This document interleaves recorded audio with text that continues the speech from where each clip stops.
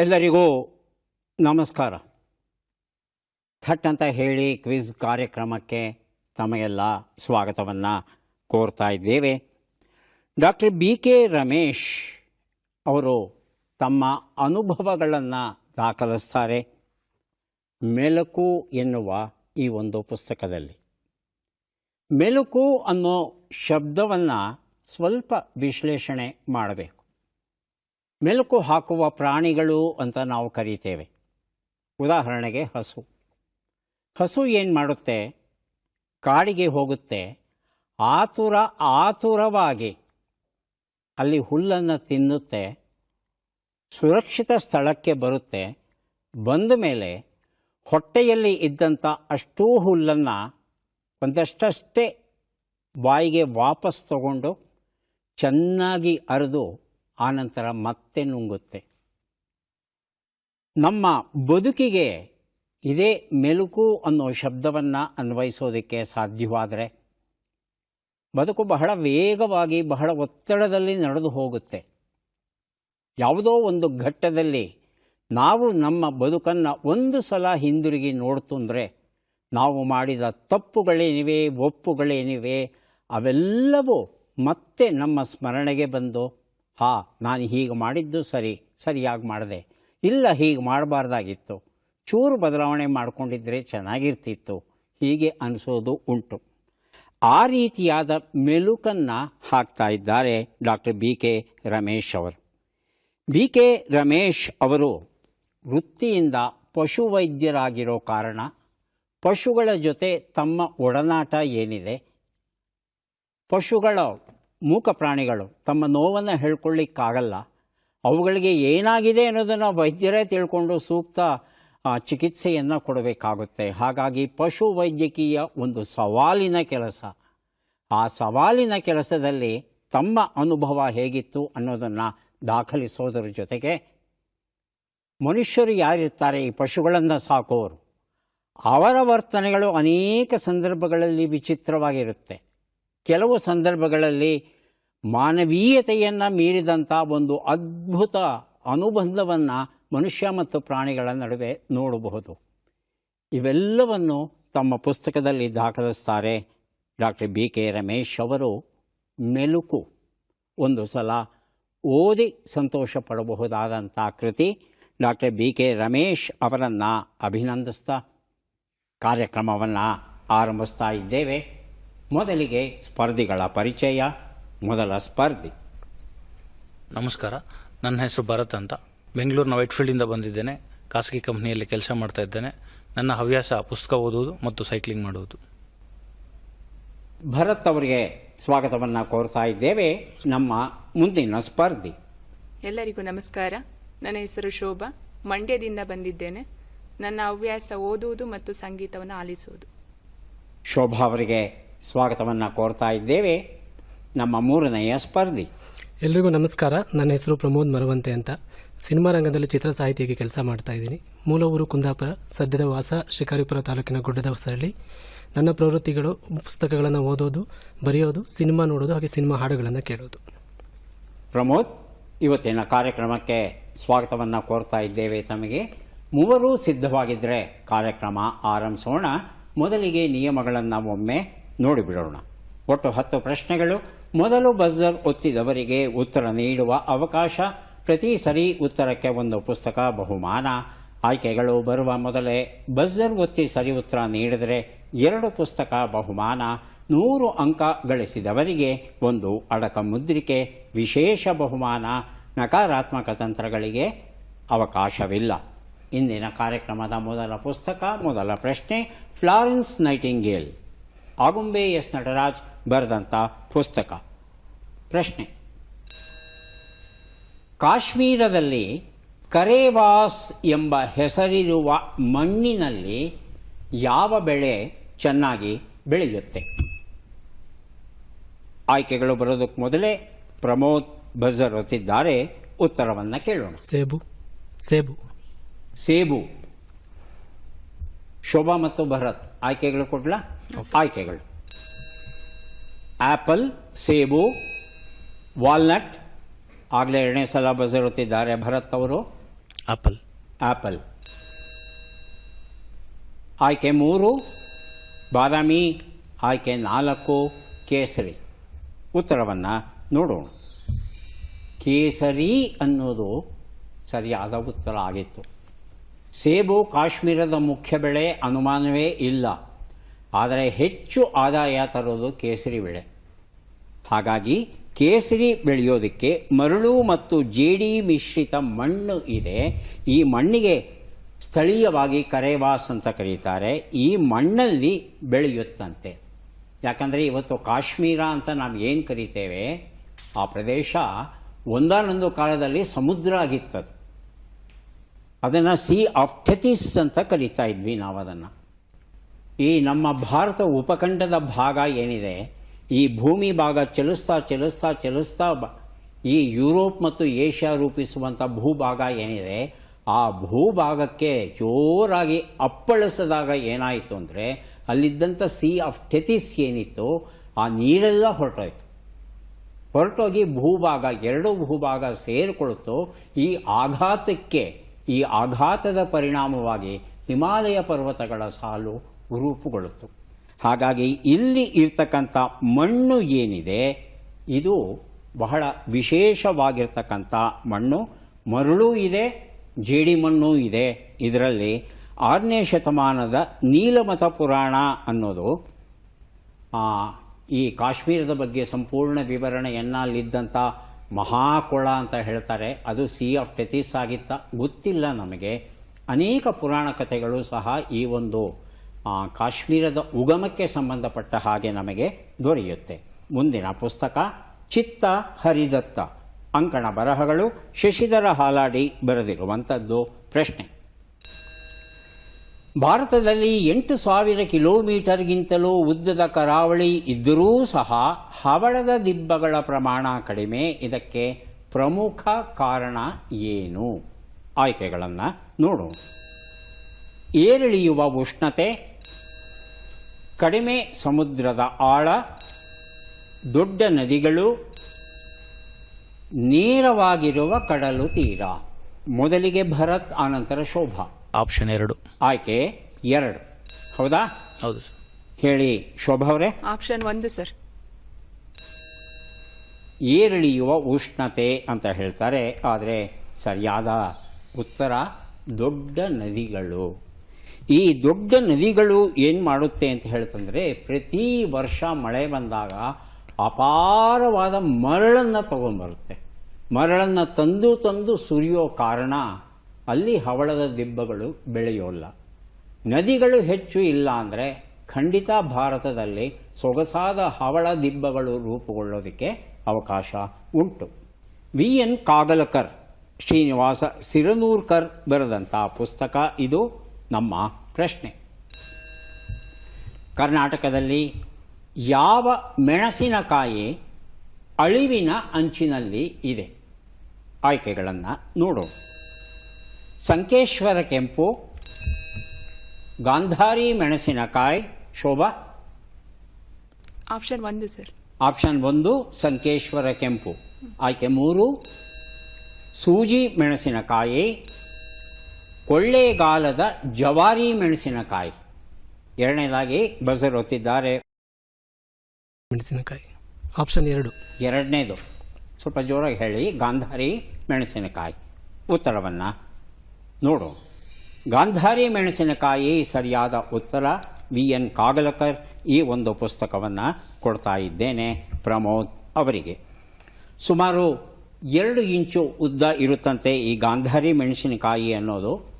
ಯಾಕೋ ಗೊತ್ತಿಲ್ಲ, ಮನುಷ್ಯರು ಇದನ್ನು ಬಳಸೋದು ಸ್ವಲ್ಪ ಕಡಿಮೆ. ಆದರೆ ಹಕ್ಕಿಗಳಿಗೆ ತುಂಬ ಇಷ್ಟ ಅಂತೆ ಗಾಂಧಾರಿ ಮೆಣಸಿನಕಾಯಿ. ಈ ಮೆಣಸಿನಕಾಯಿಯ ಬೀಜ ಪ್ರಸಾರವನ್ನು ಸಹ ಹಕ್ಕಿಗಳೇ ಮಾಡುತ್ತೆ. ಈ ಒಂದು ತಳಿಗೆ ಯಾವುದೇ ರೀತಿಯಾದ ರೋಗಗಳು ಇಲ್ಲ. ಮನೆಗಳಲ್ಲಿ ನಾವು ಬೆಳೆಸಬಹುದು. ಮನೆಗೆ ಎಷ್ಟು ಮೆಣಸಿನಕಾಯಿ ಬೇಕೋ ಅಷ್ಟು ಬೆಳೆಸ್ಕೋಬಹುದು ಆರಾಮವಾಗಿ. ಕುಂಡದಲ್ಲಿ ಇದನ್ನು ಹಾಕ್ತು ಅಂದರೆ ಸುಮಾರು 3 ತಿಂಗಳಲ್ಲೇ ಕಾಯಿ ಬಿಡಲಿಕ್ಕೆ ಶುರು ಮಾಡುತ್ತೆ. ತುಂಬ ಖಾರ ಏನಿಲ್ಲ, ಆದರೆ ರುಚಿ ಇದೆ. ಆದರೆ ಮತ್ತೊಂದು ಮೆಣಸಿನಕಾಯಿ ಇದೆಲ್ಲ, ಸೂಜಿ ಮೆಣಸಿನಕಾಯಿ, ಇಷ್ಟೇ ಉದ್ದ ಇರುತ್ತೆ. ಒಂದು ತಿಂದು ಬಿಟ್ಟರೆ ಸಾಕು, 1 ಗಂಟೆ ಆದರೂ ಖಾರ ಇಳಿಯೋದೇ ಇಲ್ಲ. ಎಷ್ಟು ಬೊಂಬಳ ಹೊಡೆದ್ರು, ಎಷ್ಟು ಸಕ್ಕರೆ ತಿಂದರೂ ಖಾರ ಕಡಿಮೆಯಾಗಲ್ಲ ಸೂಜಿ ಮೆಣಸಿನಕಾಯಿ. ಮುಂದಿನ ಪುಸ್ತಕ ಸಾಹಿತ್ಯ ಸುಗಂಧ, ಡಾಕ್ಟರ್ ಎಂ ಬಿ ಹೂಗಾರ ಬರೆದಿರುವಂಥದ್ದು. ಪ್ರಶ್ನೆ: ಭಾರತದ ಯಾವ ರಾಜ್ಯದಲ್ಲಿ ಇಂದು ಕುಮರಿ ಬೇಸಾಯ ಶಿಫ್ಟಿಂಗ್ ಕಲ್ಟಿವೇಷನ್ ಅತ್ಯಂತ ಹೆಚ್ಚಿನ ಪ್ರಮಾಣದಲ್ಲಿ ಕಂಡುಬರುತ್ತಿದೆ? ಆಯ್ಕೆಗಳನ್ನು ನೋಡೋಣ. ಒಡಿಶಾ, ಮೇಘಾಲಯ, ಅರುಣಾಚಲ ಪ್ರದೇಶ, ಮಿಜೋರಾಂ. ಮೊದಲಿಗೆ ಭರತ್, ಆನಂತರ ಪ್ರಮೋದ್. ಒಡಿಶಾ ಆಪ್ಷನ್ 1. ಒಡಿಶಾ ಆಯ್ಕೆ 1. ಪ್ರಮೋದ್? ಮಿಜೋರಾಂ. ಮಿಜೋರಾಂ ಆಯ್ಕೆ 4. ಉತ್ತರವನ್ನು ನೋಡೋಣ. ಒಡಿಶಾ ಉತ್ತರ ಸರಿಯಾಗಿದೆ. ಸಾಹಿತ್ಯ ಸುಗಂಧ ಎನ್ನುವ ಈ ಒಂದು ಪುಸ್ತಕವನ್ನು ಅವರಿಗೆ ಕೊಟ್ಟಿದ್ದೇವೆ. ಈ ಕುಮರಿ ಬೇಸಾಯ ಅಂದರೆ ಏನು ಅನ್ನೋದನ್ನು ಸ್ವಲ್ಪ ತಿಳ್ಕೋಬೇಕಾಗುತ್ತೆ. ಸಾಮಾನ್ಯವಾಗಿ ನಾವು ಕೃಷಿಯನ್ನು ಒಂದು ನಿರ್ದಿಷ್ಟ ಪ್ರದೇಶದಲ್ಲಿ ಮಾಡ್ತೇವೆ. ಆದರೆ ಗುಡ್ಡುಗಾಡು ಜನ ಏನು ಮಾಡ್ತಾರೆ, ಹಾಗಲ್ಲ. ಅವರು ಪ್ರತಿ ವರ್ಷ ಬದಲಾವಣೆ ಮಾಡ್ತಾ ಹೋಗ್ತಾರೆ ಸ್ಥಳವನ್ನು. ಆದರೆ ಈ ಬೇಸಾಯ ಮಾಡಲಿಕ್ಕೆ, ಕುಮರಿ ಬೇಸಾಯ ಮಾಡಲಿಕ್ಕೆ ಅಲ್ಲಿರ್ತಕ್ಕಂಥ ಕಾಡನ್ನು ಕಡಿತಾರೆ, ಅಲ್ಲಿ ಬೇಸಾಯ ಮಾಡ್ತಾರೆ. ಮುಂದಿನ ವರ್ಷ ಇನ್ನೊಂದು ಕಡೆ, ಅದ್ರ ಮುಂದಿನ ವರ್ಷ ಇನ್ನೊಂದು ಕಡೆ, ಹೀಗೆ ಶಿಫ್ಟಿಂಗ್ ಕಲ್ಟಿವೇಷನ್, ಒಂದು ಸ್ಥಳದಿಂದ ಮತ್ತೊಂದು ಸ್ಥಳಕ್ಕೆ ಬದಲಾಯಿಸ್ತಾನೇ ಇರ್ತಾರೆ. ಯಾಕಂದರೆ ಆ ನೆಲವನ್ನು ಉತ್ತು ಬಿತ್ತು ಅದರ ಹದ ನೋಡಿಕೊಂಡು ಇವೆಲ್ಲ ಆರೈಕೆ ಏನಿದೆ ಅದೆಲ್ಲ ಮಾಡಲಿಕ್ಕೆ ಅವರಿಗೆ ಗೊತ್ತೂ ಇಲ್ಲ, ಪುರುಸತ್ತೂ ಇಲ್ಲ. ಈ ರೀತಿಯಾದ ಬೇಸಾಯ ಏನಿದೆ ಅದು ಒಡಿಶಾದಲ್ಲಿ ಇವತ್ತು ಹೆಚ್ಚಿನ ಪ್ರಮಾಣದಲ್ಲಿ ಕಾಣ್ತಾ ಇದೆ. ಅರುಣಾಚಲ ಪ್ರದೇಶ, ಅಸ್ಸಾಂ, ಮಣಿಪುರ, ಮೇಘಾಲಯ, ಮಿಜೋರಾಮಲ್ಲೂ ಇದೆ. ಆದರೆ ಅತ್ಯಂತ ಹೆಚ್ಚಿನ ಪ್ರಮಾಣ ಒಡಿಶಾದಲ್ಲಿದೆ. ಇದರಿಂದ ಕಾಡು ನಾಶವಾಗುತ್ತೆ ಅನ್ನೋದು ಇವತ್ತು ಕಳವಳಕಾರಿ ವಿಷಯ ಆಗಿದೆ. ಮುಂದಿನ ಪುಸ್ತಕ ಸು ಎನ್ನುವ ಕಾದಂಬರಿ, ಡಾಕ್ಟರ್ ಪ್ರಸನ್ನ ಸಂತೇಕಡೂರು ಇದನ್ನು ಬರೆದಿದ್ದಾರೆ. ಪ್ರಶ್ನೆ: ಬಿಟ್ಟ ಅಕ್ಷರಗಳನ್ನು ತುಂಬಿ. ಅಕ್ಷರಗಳು: ಮುಂ, ರು, ಲೇ, ಪು, ಡ.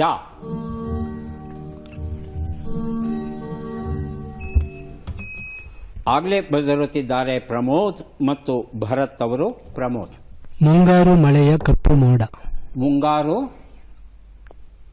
ಮುಂಗಾರು ಮಳೆಯ ಕಪ್ಪು ಮೋಡ. ಹೌದಾ? ಭರತ್? ಸೇಮ್ ಸರ್, ಅದೇ ಉತ್ತರ. ಅದೇ ಉತ್ತರ. ಉತ್ತರವನ್ನು ನೋಡೋಣ. ಮುಂಗಾರು ಮಳೆಯ ಕಪ್ಪು ಮೋಡ ಉತ್ತರ ಸರಿಯಾಗಿದೆ. ಡಾಕ್ಟರ್ ಪ್ರಸನ್ನ ಸಂತೇಕಡೂರು ಬರೆದಂಥ ಪುಸ್ತಕ ಸು ಎನ್ನುವ ಕಾದಂಬರಿ ಪ್ರಮೋದ್ ಅವರಿಗೆ ಕೊಟ್ಟಿದ್ದೇವೆ. ಮುಂದೆ ನಾವು ಕೊಡ್ತಾ ಇದ್ದೇವೆ ಆಹಾರ ಭಾಗ್ಯ ಎನ್ನುವ ಒಂದು ಪುಸ್ತಕ. ನಮ್ಮ ಪ್ರಶ್ನೆ: ಈ ಕೆಳಗಿನ ಲೆಕ್ಕಗಳನ್ನು ಪೂರ್ಣಗೊಳಿಸಿ ಉತ್ತರಗಳನ್ನೆಲ್ಲ ಕೂಡಿ ಅಂತಿಮ ಉತ್ತರವನ್ನು ನೀಡಿ. ಲೆಕ್ಕಗಳು ಬಂದಿವೆ. 68 + 31, 98 - 58, 29 × 12, 240 / 12.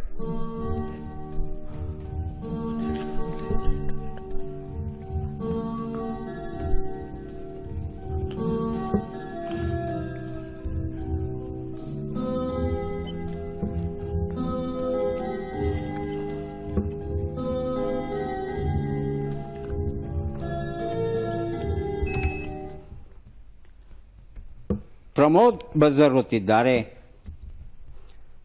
ಹೇಳಿ ಪ್ರಮೋದ್, ಅಂತಿಮ ಉತ್ತರ? 99. ಅಂತಿಮ ಉತ್ತರ, ಗ್ರ್ಯಾಂಡ್ ಟೋಟಲ್ 417. ಇನ್ಯಾರಾದರೂ ಉತ್ತರ ಕೊಡೋರಿದ್ದೀರಾ? ಹೇಳಿ ಭರತ್, ಅಂತಿಮ ಉತ್ತರ ಕೊಡಬೇಕು. 478. ಉತ್ತರವನ್ನು ನೋಡ್ತಾ ಹೋಗೋಣ. ಒಂದು ಉತ್ತರ 99, 40, 348, 20 ಎಲ್ಲವನ್ನು ಕೂಡಿದ್ರೆ 507 ಬಂದಿದೆ. ಈ ಉತ್ತರವನ್ನು ಯಾರೂ ಕೊಟ್ಟಿಲ್ಲ. ಮುಂದಿನ ಪುಸ್ತಕ ಬೆಳಕಿಲ್ಲದ ದಾರಿ, ಕನಸಿಲ್ಲದ ಹಾದಿ. ಸಂಪಾದಕರು ಸಿರಿಗೇರಿ ಯರಿ ಸ್ವಾಮಿ ಇದನ್ನು ಸಂಪಾದಿಸಿದ್ದಾರೆ. ಪ್ರಶ್ನೆ: ಈ ಪದ್ಮ ಪುರಸ್ಕೃತರನ್ನು ಗುರುತಿಸಿ. ಚಿತ್ರವನ್ನು ನೋಡೋಣ.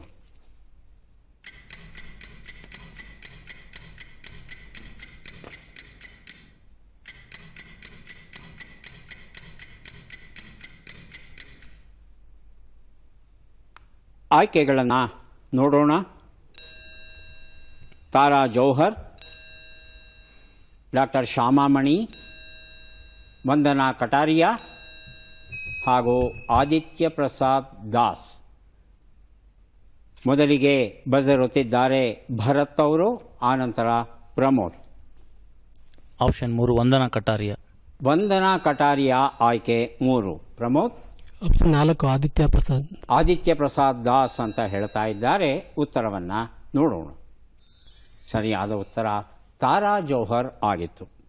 ತಾರಾ ಜೋಹರ್ ಅವರು ಅರಬಿಂದೋ ಅವರ ತತ್ವಗಳು ಏನಿದೆ ಅದನ್ನು ಆಳವಾಗಿ ಅಧ್ಯಯನ ಮಾಡಿದ್ದಾರೆ ಮತ್ತು ಆ ತತ್ವಗಳನ್ನು ಪ್ರಸಾರ ಮಾಡೋದಕ್ಕೆ ತಮ್ಮ ಇಡೀ ಬದುಕನ್ನು ಮೀಸಲಾಗಿಟ್ಟಿದ್ದಾರೆ.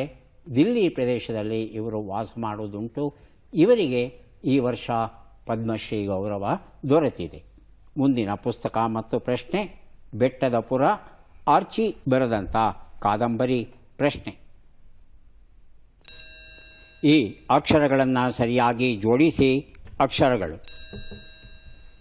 ಸಾ, ರಿ, ಲಾ, ಬಾ, ಕೋ, ದ, ಟ, ನು.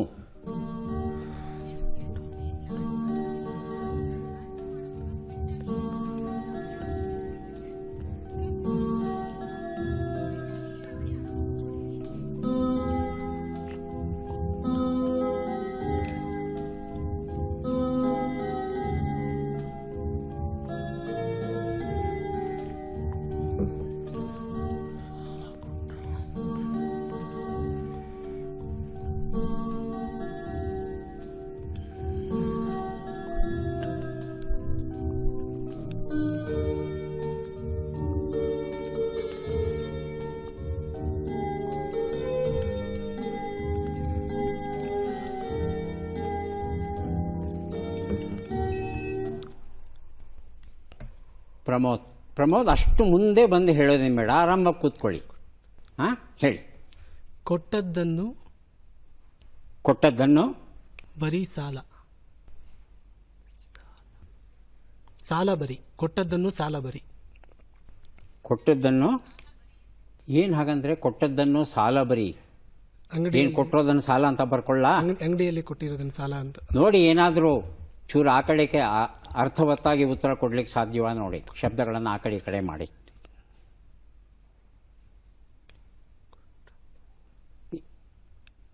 ಶೋಭಾ ಅವರನ್ನ, ಭರತ್ ಅವರನ್ನ ಕೇಳಲ್ಲ?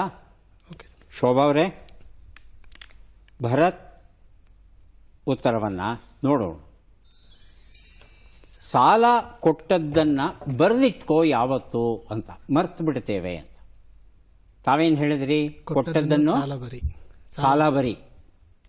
ಆಡು ಭಾಷೆಯಲ್ಲಿ ಅದೇನು ಕೊಟ್ಟದ್ದನ್ನು ಸಾಲ ಬರೆದಿಟ್ಕೊಂಡ್ರೆ ಏನು ತಪ್ಪೇನಾಗಲ್ಲ. ಶಬ್ದಗಳ ಆ ಕಡೆ ಆಗಿದೆ. ಅರ್ಥದಲ್ಲೂ ಅಂತ ದೊಡ್ಡ ಬದಲಾವಣೆ ಏನಾಗಲ್ಲ. ಉತ್ತರ ಸರಿ ಅಂತ ಸ್ವೀಕರಿಸಿ ಪುಸ್ತಕವನ್ನು ಕೊಡ್ತಾ ಇದ್ದೇವೆ. ಆರಾಮಾಗಿ ಕೂತ್ಕೊಳ್ಳಿ. ಯಾಕೆ ಸ್ವಲ್ಪ ಆತಂಕ? ನನಗೆ ಗೊತ್ತಾಗುತ್ತೆ ಹಾಟ್ ಸೀಟ್ ಅಂದರೆ ಏನು ಅಂತ. ಆದರೂ ಆರಾಮವಾಗಿ ನೀವು ಕೂತ್ಕೊಂಡು ಉತ್ತರ ಕೊಡಿ. ಆಗಬಹುದಾ? ಹಾಂ, ಈಗ 3 ಪುಸ್ತಕವನ್ನು ಕೊಡೋದಕ್ಕೆ ನಾವು ಸಿದ್ಧವಾಗಿದ್ದೇವೆ. ಪದಬಂಧ ಬಂದಿದೆ. ಸುಳುಹುಗಳನ್ನು ಈಗ ನೋಡೋಣ. ಗೋಧಿ ಹಿಟ್ಟಿನಿಂದ ಮಾಡಿದ ಸಿಹಿ ತಿಂಡಿ, ಸ್ನಾನ, ತಿನ್ನಲಾಗದ ವಡೆ.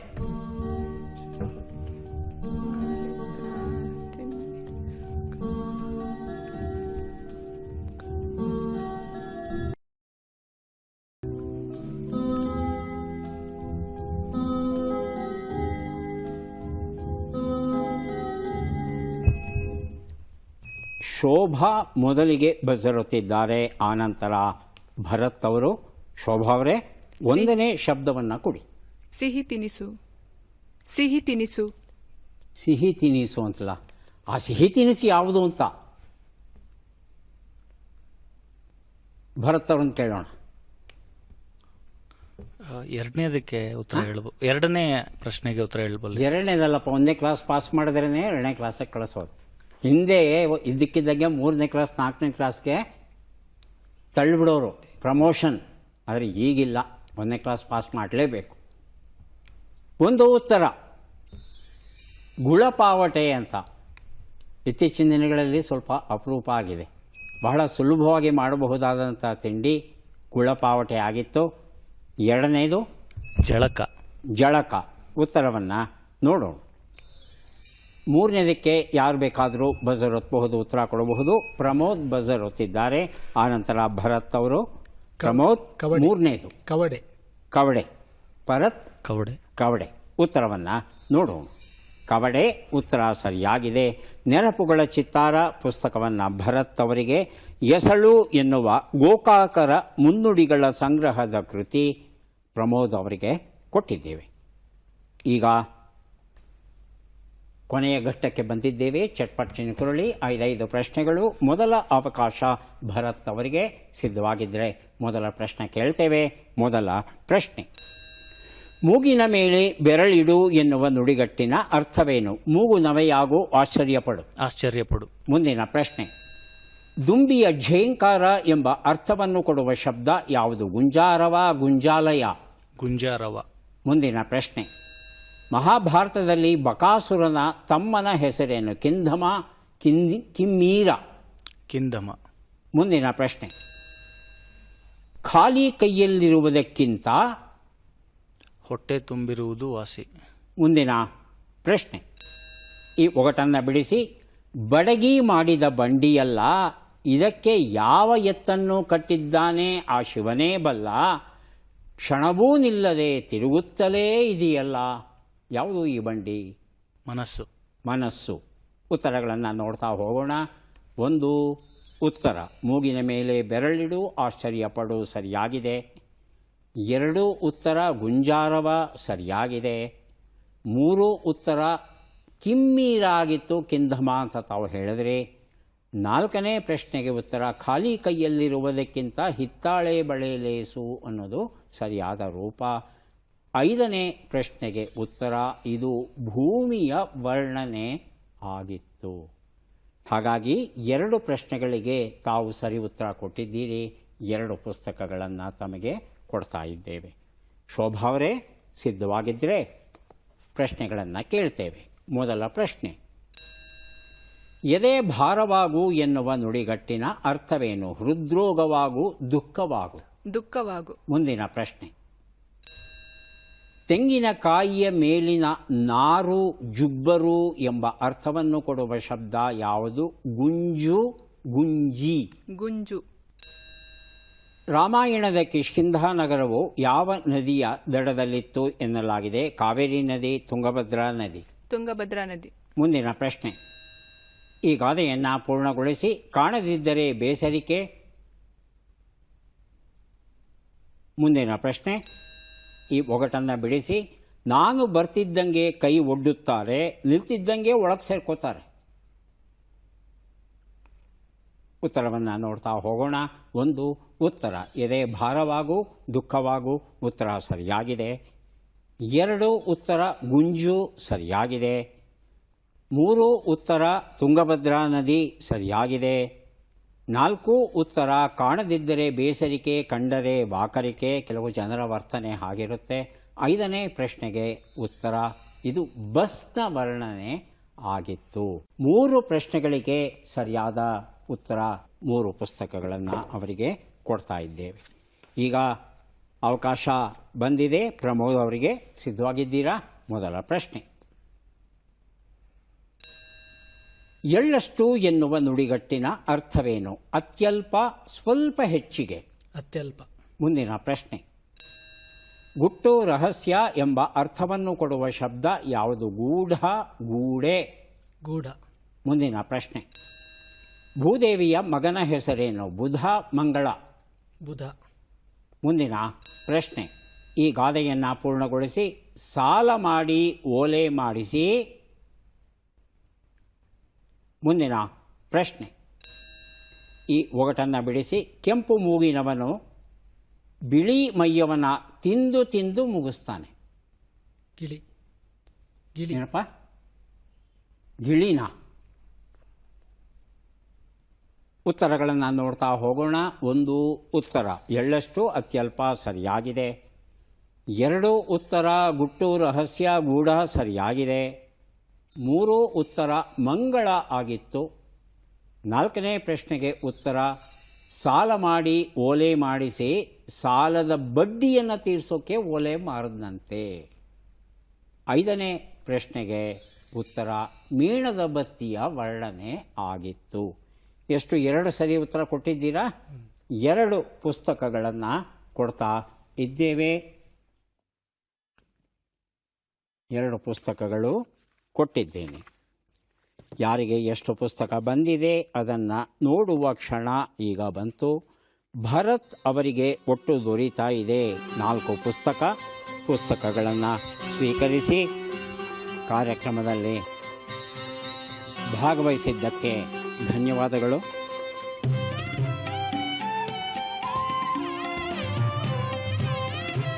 ಶೋಭಾ ಅವರಿಗೆ 3 ಪುಸ್ತಕ ದೊರೆಯುತ್ತಾ ಇದೆ, ಅಭಿನಂದನೆಗಳು.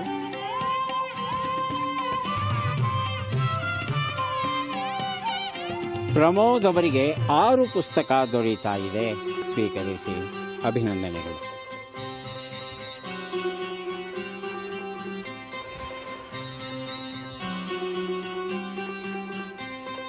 ಮತ್ತೆ ಭೇಟಿಯಾಗೋಣ.